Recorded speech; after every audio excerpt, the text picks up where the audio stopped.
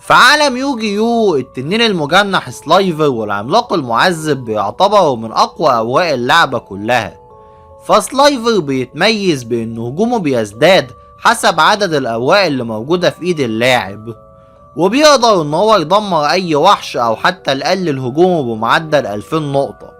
وده اللي بيمنحه سيطرة هائلة على المبارزة.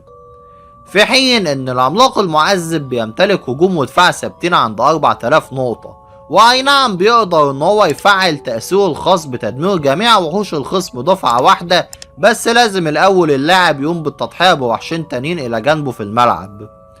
وبالتالي داخل المبارزة انا شايف ان سلايفر هيكون هو الاقوى لو كانت ايد اللاعب مليانة بالاوراق، لان تأثيره المباشر على هجوم الخصم بيفوق قدرة العملاق على المواجهة،